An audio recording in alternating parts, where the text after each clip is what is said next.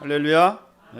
지난 한 주간 추석 명절을 맞아가지고 어떻게 기쁘고 즐거운 명절을 보내셨는지요?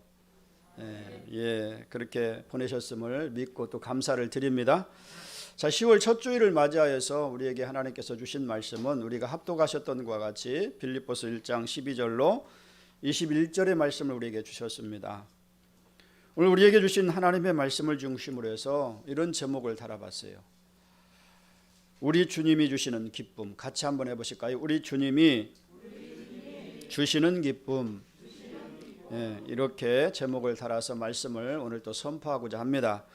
오늘 또 우리 주님이 주시는 기쁨이라는 제목으로 말씀이 선포되어질 때에 사랑하시는 성도 여러분들의 심령과 가정이, 그리고 여러분의 삶이 주님께서 주시는 기쁨으로 가득하시는, 그래서 날마다의 삶이 또 찬송의 삶이 되어지고 하나님의 영광의 삶이 되어지고 또 주시는 은혜 속에서 승리하는 여러분들이 되시기를 주님의 이름으로 축원을 드립니다.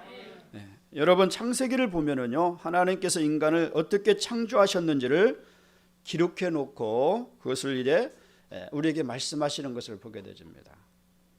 특별히 창세기 2장 8절 말씀에 보면 이렇게 기록하고 계시잖아요.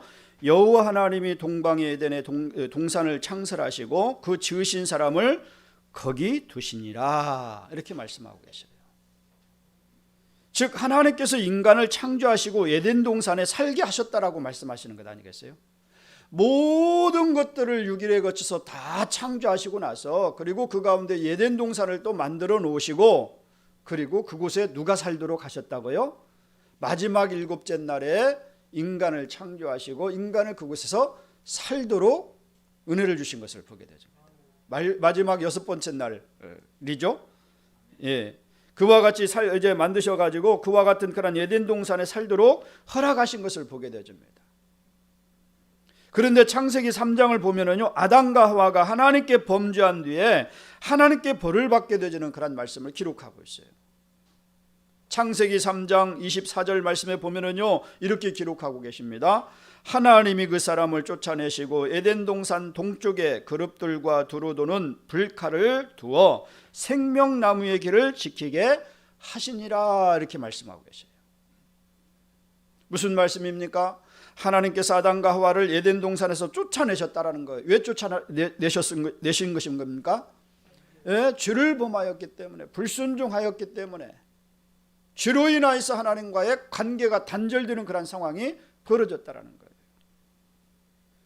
그러니까 인간은 원래 에덴 동산에서 살도록 창조되었는데 범죄한 뒤에 에덴 동산에서 쫓겨나 이 세상에서 살게 되었다라는 것을 말씀하고 있는 것 아니겠어요? 그러면 에덴 동산에서의 삶과 이 세상에서의 삶은 어떻게 다를까요? 어떤 차이가 있을까요? 가장 두드러진 차이가 있다면 무엇이다라고 여러분 생각하십니까? 우선 에덴 동산이라는 이름을 한번 살펴보시기 바랍니다. 여러분, 에덴이라는 그런 이름의 뜻이 무엇입니까? 기쁨이라는 그런 뜻을 가지고 있는 거예요. 에덴이라는 것은요, 에덴이라는 이름의 뜻은 기쁨이다, 기쁨이 가득한 것이다 라고 이렇게 뜻을 가지고 있는 거예요. 그래서 라틴어 성경에서는요, 이 에덴 동산을 갖다가 이렇게 표현하고 있어요. 기쁨의 낙원이다, 이렇게 표현을 하고 있는 거예요. 에덴 동산을 기쁨의 낙원이다라고 이렇게 표현을 하고 있어요. 그리고 이사야서 51장 3절 말씀을 보면 이렇게 말씀하십니다. 그 사막을 에덴 같게 그 광야를 여호와의 동산 같게 하였나니 그 가운데에 기뻐함과 즐거움과 감사함과 창화하는 소리가 있으리라. 한마디로 이제 하나님께서 또 이 땅에 오셔가지고 회복시켜 주시는 그날이 이르게 되어지는데, 그날이 어떤 그런 날과 같이 이렇게 회복을 시켜 주신다는 것입니까? 에덴 동산과 같은 그런 기쁨이 가득한 곳으로 회복시켜 주시겠다라고 말씀하고. 그런데 에덴 동산을 쫓겨난 아담과 하와의 삶은 어땠을까요? 에덴 동산에서 쫓겨난 아담과 하와의 삶이 어땠어요? 창세기 3장을 보면은요, 우선 남자에게는 생계를 꾸려나가야 하는 그런 고통이 주어졌어요. 그래서 평생 동안 이마에서 뭐가? 땀이 나도록 일을 해야 한다라고 이렇게 하나님께서 징계를 내리십니다. 여자에게는 자식을 낳는 해산의 고통과 그 자녀를 길러야 하는 그런 양육의 고통을 주신 것을 보게 되죠. 그리고 더 심각한 문제는 병들고 늙어가고 결국 죽어야 하는 죽음의 고통이 더해졌다라는 거예요. 아담과 하와에게 주신 징벌이에요. 그것은 누구에게도 내려진 것입니까? 아담과 하와의 후예가 된 그러한 우리 모두에게도 똑같은 그러한 이제 징계를 내리신 것을 보게 되죠. 한마디로 말하면 에덴 동산의 기쁨을 맛볼 수 없게 되었다라는 것을 지금 말씀하시는 것 아니겠어요? 범죄한 그러한 아담과 하와에게 에덴 동산의 기쁨을 맛보지 못하게 하셨다라고 말씀하신 거예요. 그렇다면 여러분, 에덴 동산이 아닌 이 세상에서 살아가고 있는 우리에게는 진정한 기쁨이 있을까요, 없을까요? 진정한 기쁨입니다. 진정한 기쁨이 있습니까, 없습니까? 네, 진정한 기쁨을 찾아볼 수가 없어요. 물론 나름대로 기쁨을 누립니다. 즐겁고 또 기쁜 날도 있을 것이에요. 그런데 그것이 진정한 기쁨이 될 수가. 여러분, 진정한 기쁨이라는 것은 어떤 기쁨이라고 했어요? 없어지지 않는 거예요. 사라지지 않는 거예요. 어떤 조건과 여건 때문에 그것이 사라지지 않는 것이 진정한 기쁨 아니겠습니까? 무엇이 얻어졌을 때 얻는 기쁨은요, 그것이 사라지면 그 기쁨도 어떻게 되는 거예요? 네, 사라지는 거예요. 진정한 기쁨이 될 수가 없는 것이잖아요. 하나님께서 에덴 동산에서 최초의 인간 아담과 하와에게 주셨던 그 기쁨이 없다라는 얘기입니다. 그래서 고통과 슬픔으로 가득 찬 인생을 살아가고 있는 것이 오늘 저와 여러분들의 모습이 아닐까요? 그런데 성경을 보면 하나님께서 이 세상에서 고통 가운데 살고 있는 인간을 구원하시기로 작정하셨어요. 그런 인간들을 그냥 내버려 두지 아니하시고 방치해 두지 아니하시고 그들을 그냥 나름대로 어떤 그런 자기 생각과 주장 속에 살아가도록 내버려 두지 아니하시고 그런 기쁨이 상실된 그런 인간들을 구원하시기 위해서 하나님께서 계획하시고 작정하셨다라는 거예요. 그래서 예수 그리스도를 이 세상에 보내셔서 구원의 역사를 펼치신 것 아니겠습니까? 이제 예수를 믿고 구원을 받은 사람들은 이 세상의 고통과 슬픔을 극복할 수 있는 길이 열려진 줄로 믿으시기 바랍니다. 그 기쁨을 상실했는데 이 고통과 상실된 그런 마음을 극복할 수 있는 힘을 예수 그리스도를 통해서 우리에게 주셨다는 사실. 그리고 에덴의 기쁨을 회복할 수 있는 길이 열려진 줄로 믿습니다. 누구를 통해서요? 예수 그리스도를 통해서 우리에게 주신 회복의 은혜라는 사실입니다. 실제로 주의 구원을 맛본 사람들은요, 이 기쁨을 체험하고 살았던 사람들입니다. 여러분, 성경에 나온 그런 한번 인물 사건들을 한번 생각해 보시기 바랍니다. 사도행전 16장 34절을 보면은 이렇게 말씀하고 있지 않습니까? 그들을 데리고 자기 집에 올라가서 음식을 차려주고 그와 온 집안이 하나님을 믿음으로 크게 기뻐하니라. 하나님으로 인하여서 온 집안이 다 믿음으로 기뻐하더라. 여러분, 무슨 말씀입니까? 이 빌립보 감옥에서 일어났던 사건을 지금 이야기하고 있는 것 아니겠어요? 바울이 빌립보 감옥에 이제 잠으로 갇혔을 때에 그 이제 빌립보 감옥에서 일어났던 한 사건을 지금 기록하면서 그 간수가 구원받은 기쁨을 그렇게 지금 기록하고 있는 거예요. 간수에게 복음을 전하였고 그 복음을 들었던 그런 간수가 예수 그리스도를 영접하지 않습니까? 그래서 그 가족이 함께 예수를 믿었는데 그들이 예수 믿은 뒤에 보인 반응을 지금 이 사도행전 16장에 그렇게 기록하고 있는 것입니다. 한마디로 그들이 무엇을 맛봤다고요? 큰 기쁨을 맛봤다라고 성경은 말씀하고 있어요. 그냥 대단한 기쁨, 이제 그냥 이제 그런 기쁨이 아니에요. 세상에서 주는 기쁨이 아니라 여기에 보니까 어떻게 표현하고 있어? 하나님을 믿음으로 크게 기뻐하였더라. 그냥 기뻐한 것이 아니라 아주 큰 기쁨을 맛봤음을 성경은 말씀해주고 있는 거예요. 자, 그렇다면 도대체 이들은 무엇이 그렇게 기뻤을까요? 큰 기쁨을 맛봤다고 했는데 이들이 맛본 이 큰 기쁨, 무엇이 그렇게 기뻐했을까요? 여러분, 성경을 보시기 바랍니다. 그들이 크게 출세한 것도 아니에요. 하루아침에 어떤 하늘이 열려져 가지고 하늘에서 어떤 그런 황금이 떨어져 가고 그들이 부자가 된 것도 아니에요. 모두가 흠모하는 그런 유명인이 된 것도 아니라는 것입니다. 한 번에 그냥 유명한 그런 스타로 이렇게 발돋움한 것도 아니에요. 여전히 그의 직업은 간수장이었고 여전히 그의 삶은 그대로의 했던 그런 모습을 가지고 있는 것 아니겠습니까? 그리고 그렇다고 해서 모두가 가지고 있는 쾌락을 즐긴 것도 아니라는 것입니다. 세상적으로 볼 때 그리 특별히 기뻐할 것도 없는 그런 이제 모습이라는 것이죠. 그런데 다만 예수를 영접하고 믿음으로 구원을 받은 것뿐인 것을 보게 되줍니다. 그런데 그 가정에 뭐가 임하였다고요? 크나큰 기쁨이 임하였음을 말씀해 주고 있습니다. 요한복음 15장 11절 말씀을 보면 예수님께서 이렇게 말씀하십니다. 이것을 너희에게 이름은 내 기쁨이 너희 안에 있어 너희 기쁨을 충만하게 하려 함이니라. 이것을 너희에게 이름은 내 기쁨이 너희 안에 있어 너희 기쁨을 충만하게 하려 함이니라. 할렐루야. 예수님께서 누리시던 기쁨이 있는데 그 기쁨을 구원받은 주님의 사람들에게 충만하게 누리게 하시기 위해서 우리 주님께서 역사하신다는 사실입니다.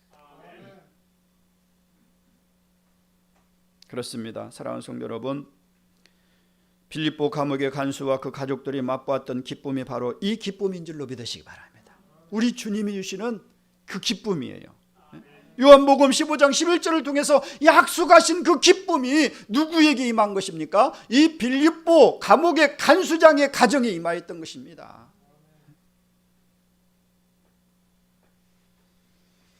이것이 바로 예수님께서 주시는 기쁨이 아니겠어요?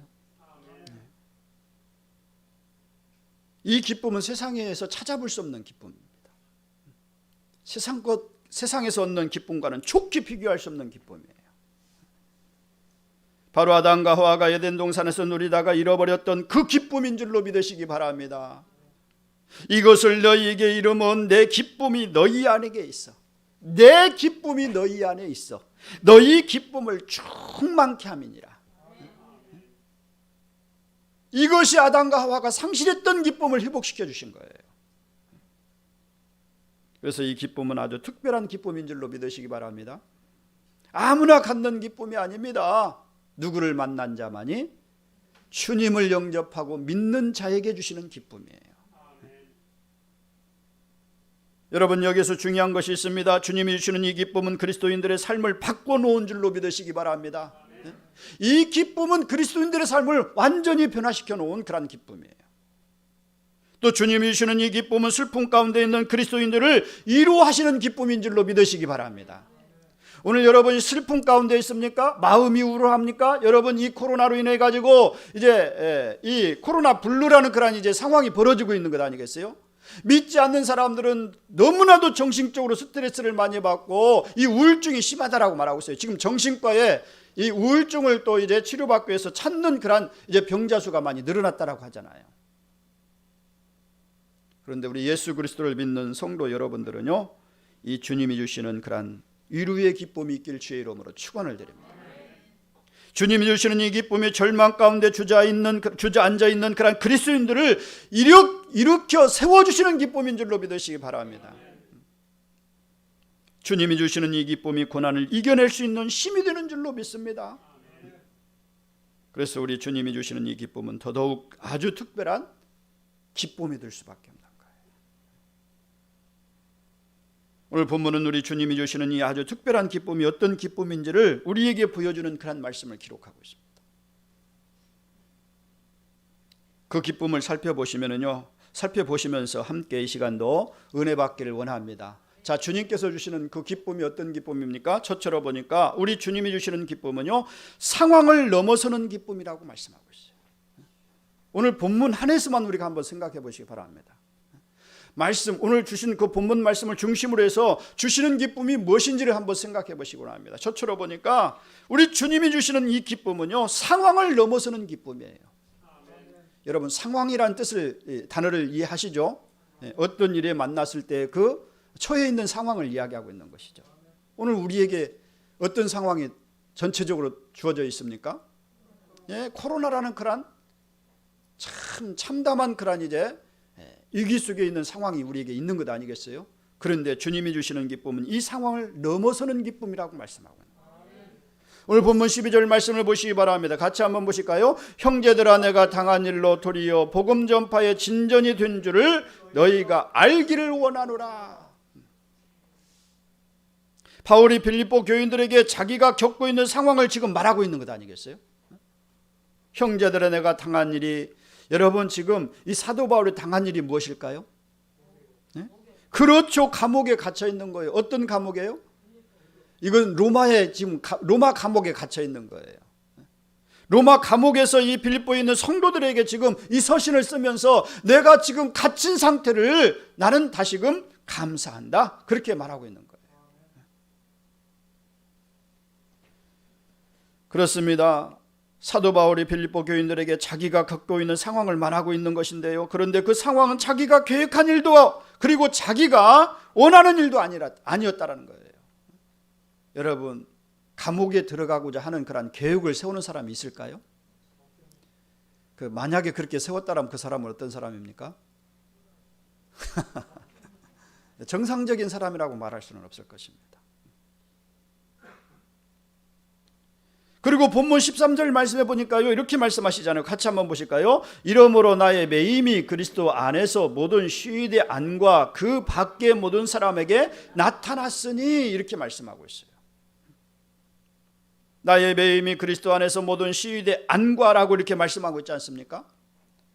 그러니까 바울이 지금 로마의 시위대 안에 있는 감옥에 수감되어 있다는 것을 지금 이야기하고 있는 거예요. 감옥에, 지금 로마 감옥에 갇혀 있는 상태를 말씀하고 있어요. 바울은 실제로 이 편지를 쓸 때 미결수 신분으로 황제의 재판을 받기 위해서 감옥에 수감되어 있는 그런 상태였습니다. 그래서 이 빌립보서를 이야기할 때 무슨 서신이라? 옥중 서신이다, 그렇게 이야기를 하고 있는 거예요. 당시 상황을 연구해 놓은 자료를 찾다 보니까요, 주목할 만한 그런 내용을 발견할 수가 있었습니다. 나의 매임이라는 그런 단어를 한번 생각해 보시기 바랍니다. 이 나의 매임이라는 말에 매임이라고 번역된 말을 보니까요, 쇠사슬이라는 그런 뜻을 가지고 있어요. 쇠사슬. 매임이라는 것은 단지 그냥 매였다, 어떤 그런 억압됐다는 그런 의미가 아니라 쇠사슬이라는 그런 의미를 가지고 있는 거예요. 그런데 이 쇠사슬이라는 말은요, 감옥 안에서도 바울이 쇠사슬로 묶여 있다는 것을 지금 이야기하는 것 아니겠습니까? 매임이라는 쇠사슬의 의미를 가지고 있다는 것은 지금 사도 바울이 로마 감옥에 갇혀 있는데 로마 감옥 안에서도 무엇으로 지금 묶여 있다는 거예요? 쇠사슬에 매여 있다는 것을 지금 이야기하고 있는 거예요. 여러분, 역사를 보면은요, 로마 군인들이 얼마나 잔인한지 몰라요. 잔인한 행동을 했는지 몰라요. 지금 사도 바울이 그와 같은 그런 이제 상황에 처해 있다는 사실입니다. 그런데 이 쇠사슬이라는 말은 감옥 안에서도 바울이 쇠사슬로 묶여 있다는 것을 이야기하고 있는데요. 그러니까 바울은 감옥 안에 쇠사슬로 묶인 채 갇혀 있음을 지금 이야기하고 있는 것입니다. 여러분, 지금 우리가 바울과 같은 상황에 놓여 있다라고 상상해 보시기 바랍니다. 우리는 쇠사슬에 매인 것이 아닙니다. 우한 코로나19로 인해 가지고 우리가 통제를 받고 있어요. 그럼에도 불구하고 그것이 너무 힘들다고, 그렇잖아요. 불편하다고. 그것을 참지 못하는, 그래서 이 코로나 블루라는 그런 이제 질병이, 정신적인 그런 질환이 찾아오는 것 아니겠습니까? 우울증이 찾아오는 것 아니겠어요? 그런데 지금 바울과 같은 상황에 놓여 있다라고 한번 상상해 보시기 바랍니다. 우리가 살아감에 있어서 우리 손과 발에 이 쇠사슬로 자꾸가 채워 있다라고 한번 생각해 보세요. 지금 나이 들어 노년의 몸에 지병이 있어서 늘 통증에 시달리고 있는 그런 사도 바울을 한번 생각해 보시기 바랍니다. 가족도 아무도 없습니다. 그런 가운데 감옥에 수감되어 있어요. 그럼 생각해 한번 이제 그 상황을 한번 상상해 보시고, 아니 우리가 그 상황에 있다라고 한번 우리를 한번 그 상황에 대입해 보시기 바랍니다. 쇠사슬에 묶인 채 그럼 수감되어 있어요. 언제 재판을 받아서 죽을지 모르는 그런 상황 가운데 있습니다. 실제로 여기서 재판을 받고 사도 바울은 로마에서 순교를 당하는 것 아니겠습니까? 얼마나 마음이 힘들겠습니까? 그렇잖아요. 얼마나 마음이 참담하겠습니까? 그것도 자기가 죄를 범해서 들어간 것도 아니에요. 뭐 하다가 지금 끌려 들어간 거예요? 복음을 전하다가 지금 잡혀 들어간 거예요. 그러다 보면은요, 한편으로 생각해 보면 굉장히 마음이 막 분하고 어찌 보면은요 막 참담한 그런 생각이 들지 않았겠어요?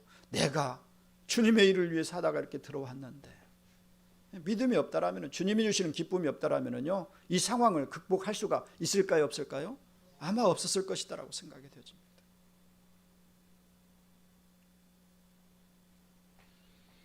답답함과 눌림의 앞날에 대한 그런 두려움 때문에 견디기 아마 힘들지 않았을까, 그런 생각이 들어요. 제가 만약에 그런 처지에 있었다면 그런 생각이 들었을 것입니다. 그런데 바울은 본문 18절 말씀을 통해서 뭐라고 고백합니까? 같이 한번 18절 말씀을 보십니다. 그러면 무엇이냐, 거칠애로 하나 참으로 하나 무슨 방도로 하든지 전파되는 것은 그리스도니 이로써 나는 어떻게 한다고요? 기뻐하고 또한 기뻐하리라, 이렇게 말씀하고 있어요. 야, 기뻐한다고 한 번만 이야기하는 것이 아니라 기뻐하고 또한 기뻐한다. 또 빌립보서 4장 10절에 보면 내가 주 안에서 크게 기뻐함이라고 말씀하고 있는 것을 보게 되집니다. 4장 이제 이와 같이 10절 말씀에 그렇게 주 안에서 나는 크게 기뻐한다, 그렇게 이야기하고 있어요. 그렇습니다. 사랑하는 성도 여러분, 지금 사도 바울은 주님이 주시는 기쁨으로 상황을 넘어서는 기쁨을 맛보고 있음을 우리에게 보여주고 있는 거예요. 상황은 참으로 감옥 속에 갇혀있고 감옥 속에서도 두 발과 두 손에 이 쇠사슬로 착구가 채워져 있어가지고 꼼짝달짝 못하는 그런 가운데 있는데도 불구하고 이제 사도 바울은 어땠다는 것입니까? 그 상황을 넘어서는 기쁨을 맛보고 있다는 거예요.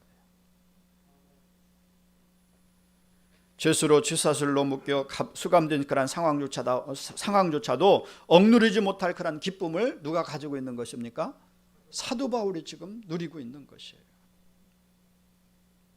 재판받고 사형을 받을 수도 있는 상황도 억누르지 못할 그런 기쁨을 지금 가지고 있는 거예요. 죽음이 다가오는 그런 상황 가운데서 그 죽음조차도 이 사도 바울을 억누르지 못하는 기쁨이 사도 바울 마음속에 있었다는 것을 말씀해 줍니다. 어떤 분의 이야기를 들었어요. 남자들의 로망대로 거액을 들여 외제 스포츠카를 이제 장만했다고 합니다. 어떤 사람이요. 차를 사서 첫 드라이브를 하는데 세상을 다 가진 것처럼 그렇게 기쁘다라는 거예요. 그렇게 바라고 기대했던 그 스포츠카를 사가지고 첫 드라이브를 하는데 얼마나 기뻤던지 그 기쁨을 어떻게 말로 표현할 수가 없더라는 거예요. 그래서 이 사람은요, 이 차를 매일과 같이 손질하면서 그 차를 보면서 기쁨을 더해가고 있었다라고 합니다. 그런데 어느 날 골프를 치러 이 차를 타고 골프장 주차장에 차를 세워두고요, 골프를 치고 이제 끝나고 돌아와서 이제 딱 차를 타려고 보니까요, 차에 흠집이 생겼더래요.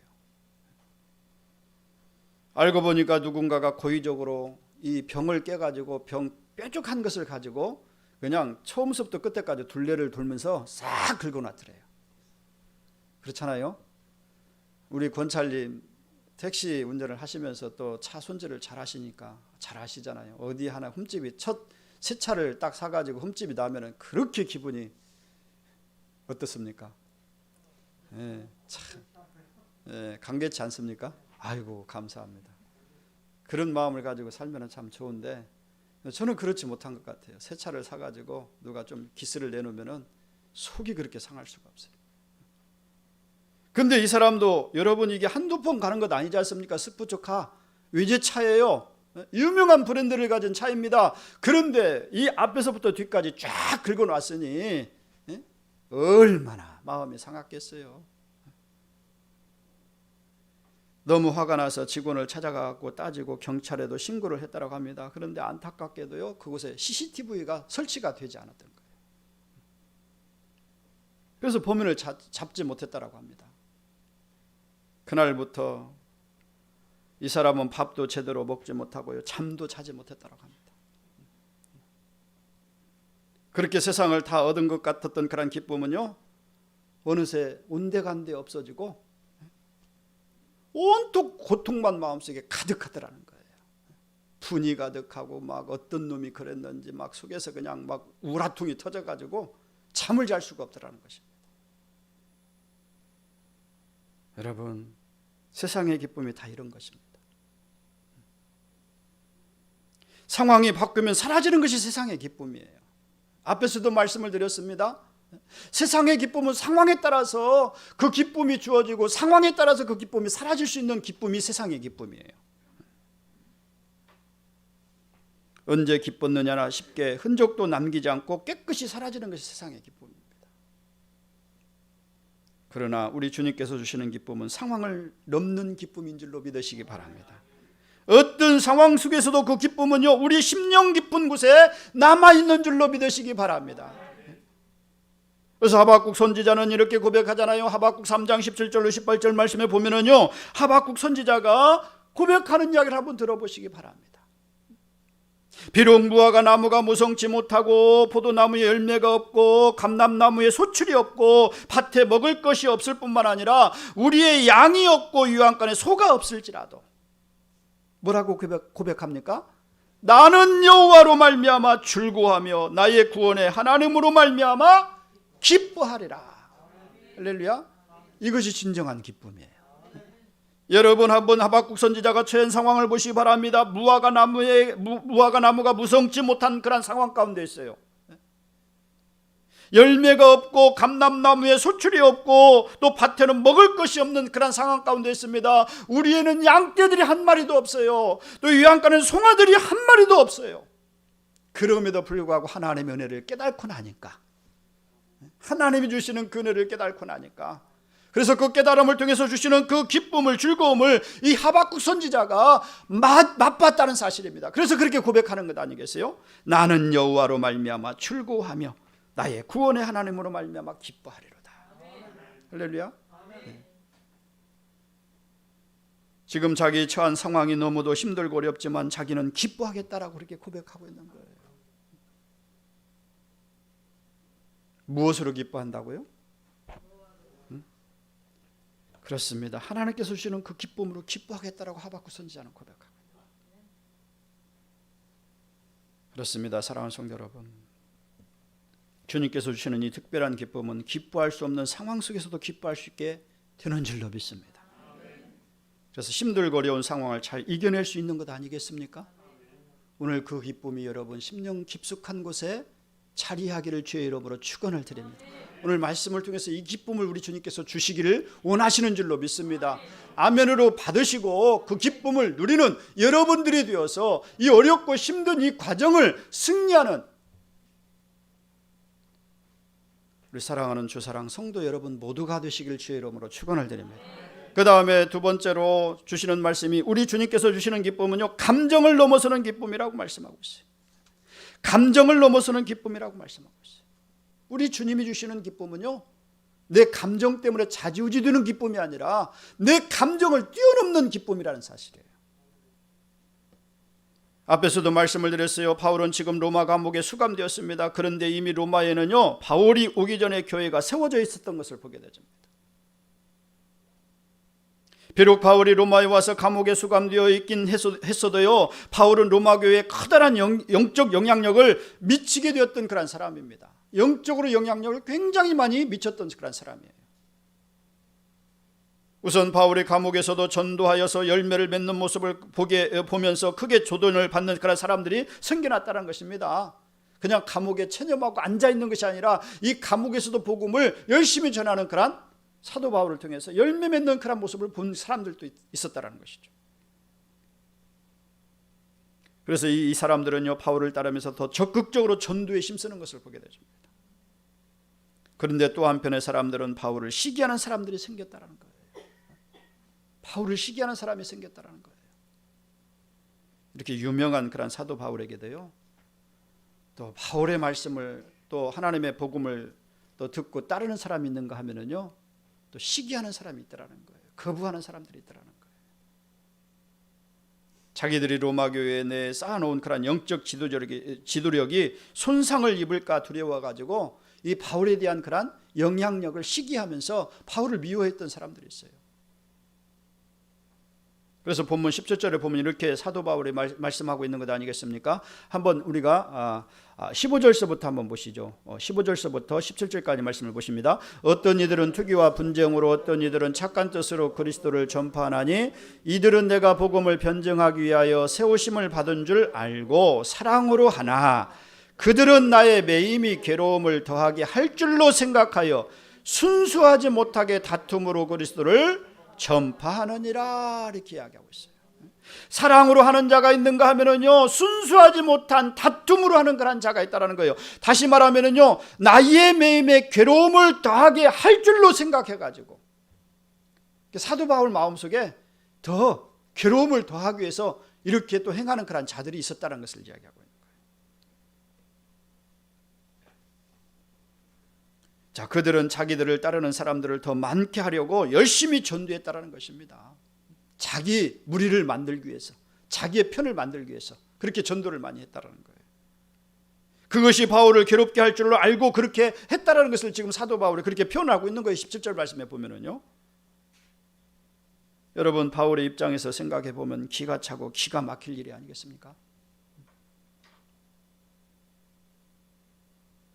주를 위해 헌신하다가 감옥에 갇혀 있는데 찾아와서 위로해주고 중보기도는 못할 망정. 이 사도 바울의 마음을 괴롭게 하기 위해서 그런 생각을 가지고 그런 마음을 가지고 행하는 그런 자들이 있었다라는 거예요.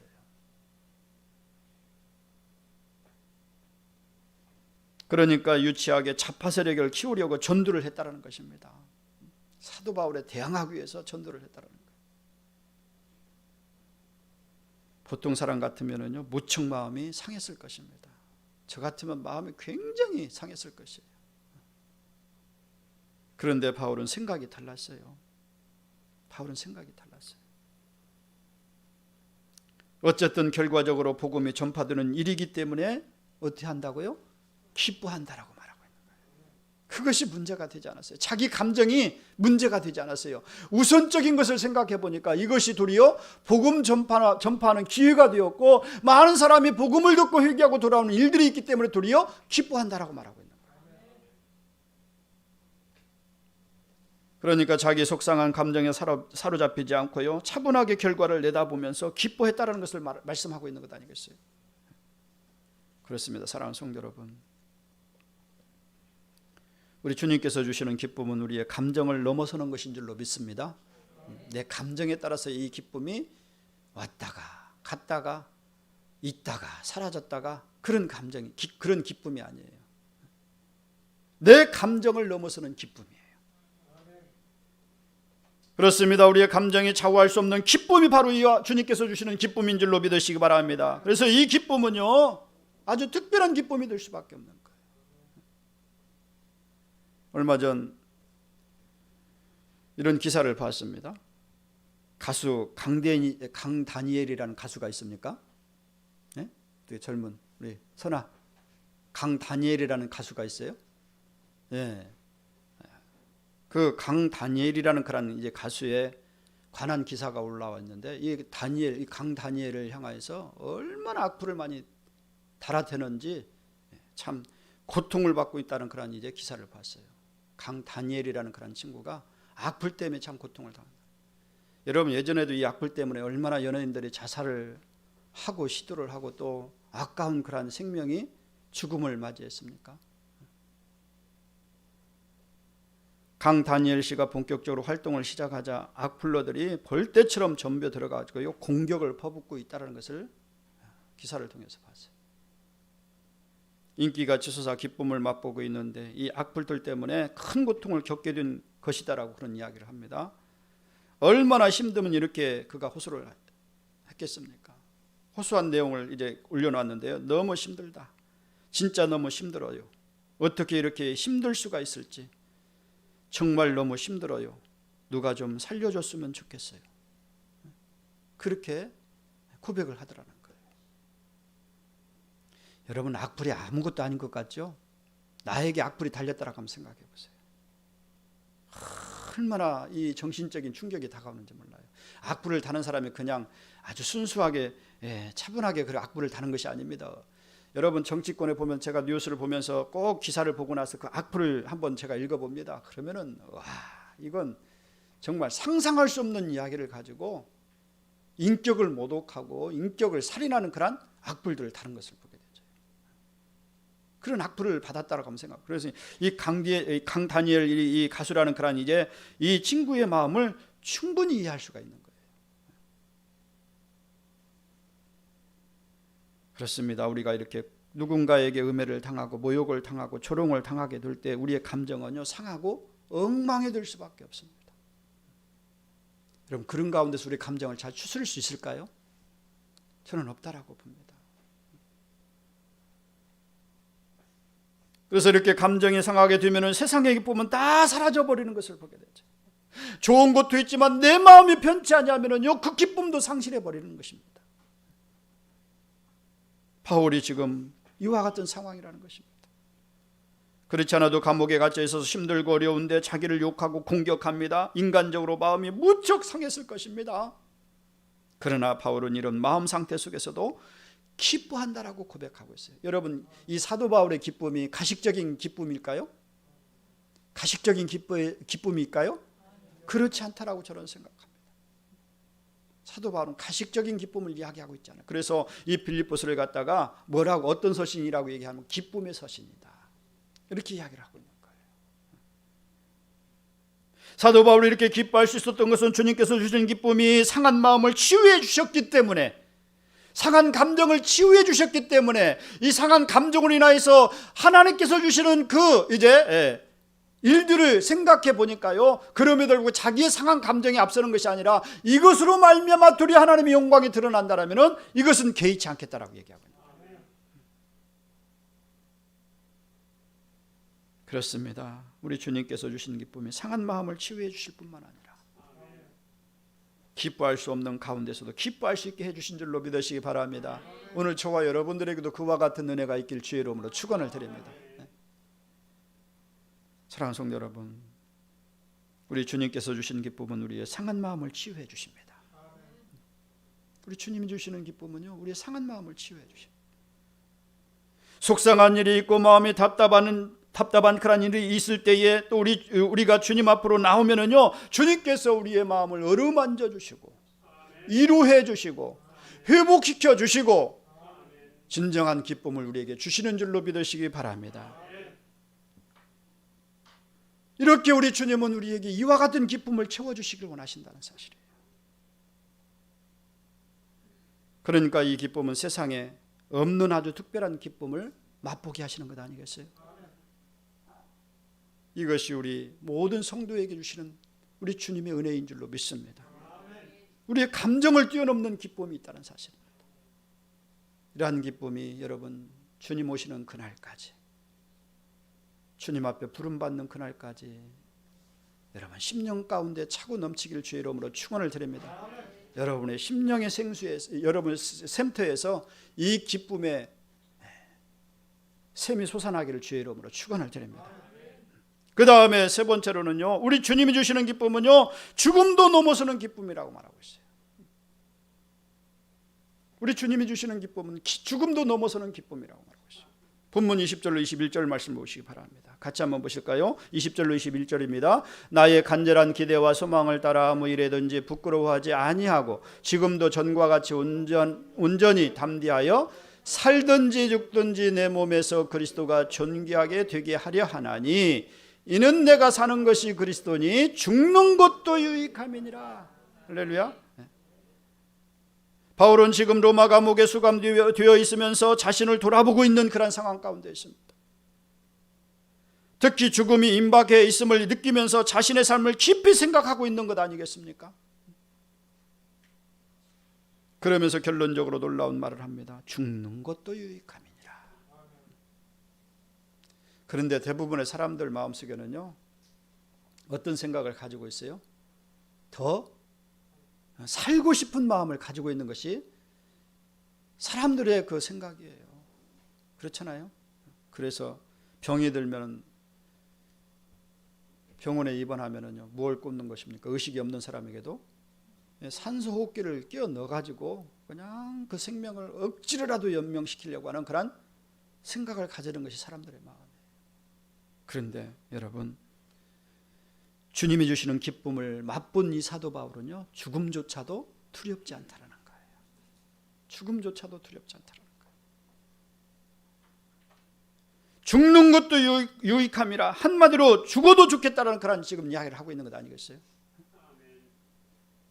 여러분, 사실 사람들은 죽음이 가까웠을 때 두려워한다라고 합니다. 대체로 세 가지 때문에 두려워한다라고 하는데요, 한번 여러분 생각해 보시기 바랍니다. 첫째로 어떤 두려움이 찾아오는가? 죽음이 찾아왔을 때에 첫째로 찾아오는 두려움은 자아상실 때문에 두려워한다라고 합니다. 즉, 다시 말씀을 드리면요, 자신이라는 존재가 없어질 거에 대한 그런 두려움을 갖는다는 거예요. 내가 죽고 나면은 이제는 더 이상 나라는 존재는 없어지는구나, 그런 두려움이 찾아온다는 거예요. 그 다음에 두 번째로는요, 둘째로 이제 죽는 과정에 이제 고통에 대한 그런 두려움이 있다라고 합니다. 죽음에 대한 두려움이 찾아온다는 거예요.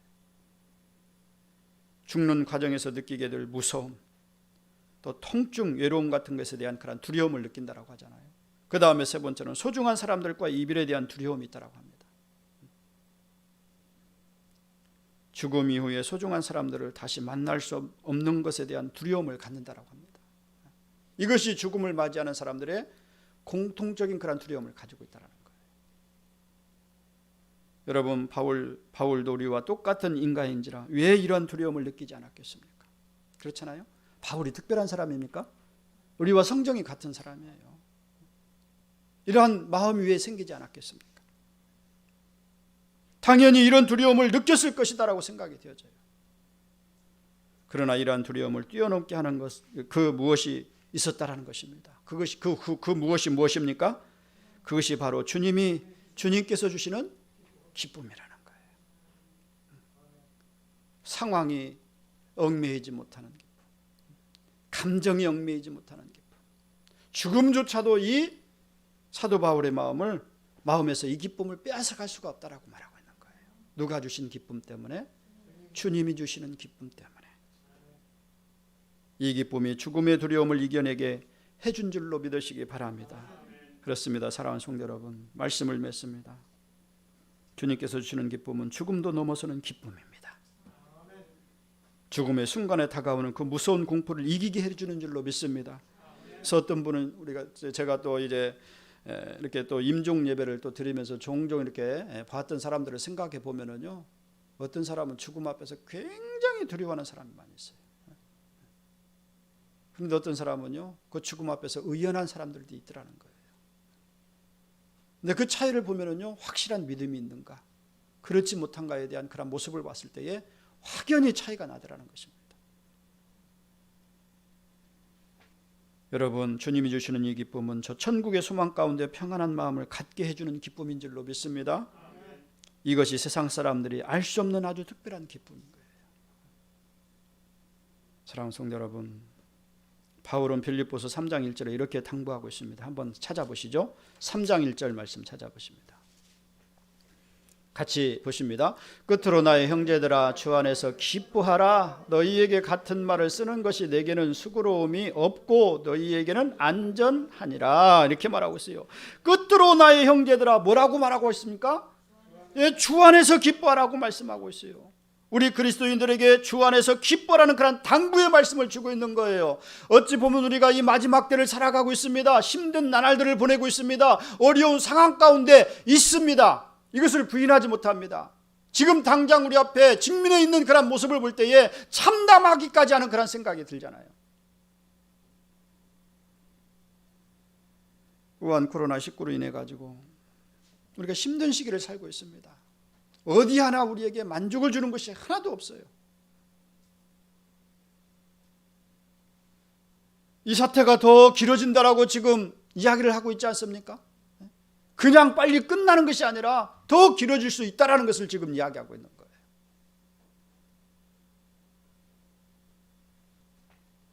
힘든 문제 때문에 염려하고 또 두려워하는 그런 일들이 우리 앞에 있습니다. 크고 작은 문제들 우리를 힘들게 만들고 있잖아요. 그럼에도 불구하고 사랑하는 성도 여러분, 주 안에서 기뻐하십시오. 주 안에서 기뻐하시기 바랍니다. 주님께서 주시는 아주 특별한 기쁨을 우리로 하여금 이 힘든 시기를 능히 이겨낼 수 있게 하는 줄로 믿습니다. 우리를 위로해 주시고 우리에게 이겨낼 힘을 주실 줄로 믿습니다. 여러분 모두가 주님께서 주시는 기쁨으로 모든 위기의 상황을 넘어설 수 있길 간절히 바랍니다. 그리고 모든 복잡한 감정을 넘어서 가지고 주님 안에서 주시는 기쁨을 누릴 뿐만 아니라 죽음조차도 넘어서는 기쁨 속에서 여러분 이 땅에 살아가면서 감사하며 승리하는 여러분 모두가 되시기를 주님의 이름으로 축원을 드립니다. 기도하시겠습니다. 하나님 아버지, 오늘 또 주신 말씀을 통하여서 새 힘을 주시니 감사를 드립니다. 우리가 주님을 믿는 거룩한 백성으로서 아버지 하나님께서 우리에게 이 기쁨을 주셨고 이 기쁨이 우리 안에서 충만하기를 원하시는데 하나님, 우리가 그간 이 기쁨을 상실하고 살았던 우리의 모습이 아니었습니까? 상황을 보고 우리의 감정에 따라서 죽음 앞에 이와 같은 것을 두려워했던, 기쁨을 누리지 못했던 우리의 모습이었음을